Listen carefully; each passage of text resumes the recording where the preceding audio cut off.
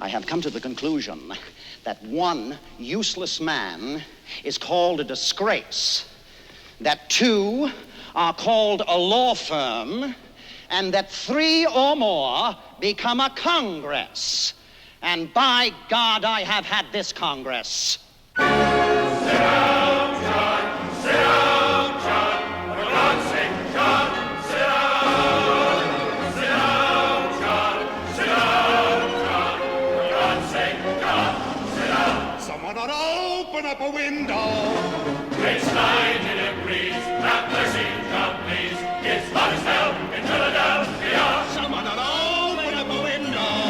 I say vote yes, vote yes, vote for independence. Open up a window. I say vote yes, Sit down, John. vote for independence. Someone ought to open up a window. No. Too many flies. Too many flies. Well, it's hot as hell in Philadelphia. Are you gonna open up a window? Can we compromise here? Vote yes, No, too many flies here. vote yes. Oh, for God's sake, John, sit down. Good God, consider yourselves fortunate that you have John Adams to abuse, for no sane man would tolerate it. John, you're a bore. We've heard this before. Now, for God's sake, John, sit down. I say vote yes, No. vote yes, No. vote for independence. Someone ought to open up a window. I say vote yes, Sit down, John. vote for independence. Will someone shut that man up? Never! Never! Dear God. For one solid year, they have been sitting here. A whole year, doing nothing. I do believe you've laid a curse on North America. A curse that we here now rehearse in Philadelphia. A second flood, a simple famine, plagues of locusts everywhere, or a cataclysmic earthquake I'd accept with some despair. But no, you sent us Congress.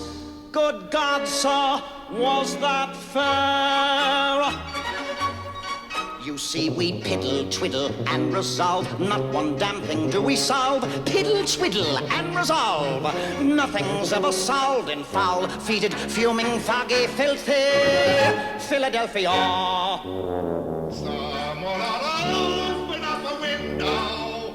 Oh, good God. John, is that you carrying on? John! Oh, Abigail, I have such a desire to knock heads together. Then why in heaven's name do you stay there? Come home to Boston, John. It's only 300 miles. If you left tonight, you could be here in only 8 days. How can I do that, Abigail? I'm no further along now than I was when I first came here. I know, my dearest, I know, but that's because you make everything so complicated. It's all quite simple, really. Just tell the Congress to declare independence. Then sign your name, get out of there, and hurry home to me. Our children all have dysentery. Little Tom keeps turning blue. Little Abby has the measles, and I'm coming down with flu.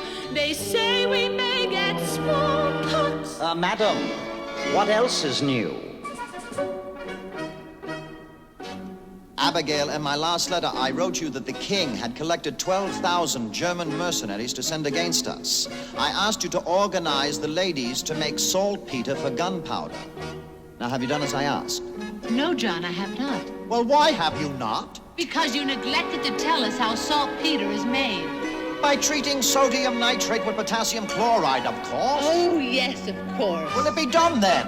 John, I'm afraid we have a more urgent problem.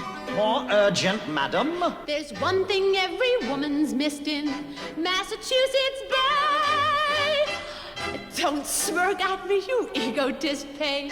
Heed to what I say. We've gone from Framingham to Boston, and we cannot find a pin. Don't you know there's a war on? Say the tradesman with a grin. Well, we will not make saltpeter until you send Pins, madam, saltpeter. Pins. Saltpeter. Pins. Saltpeter. Pins. Saltpeter. Pins. Peter. Pins. Peter. Pins. Peter. Pins. Peter. Pins. Done, madam, done. Done, John. Hurry home, John. As soon as I'm able.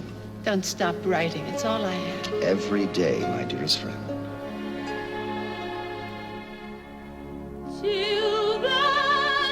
Till then, I am as I ever was and ever shall be.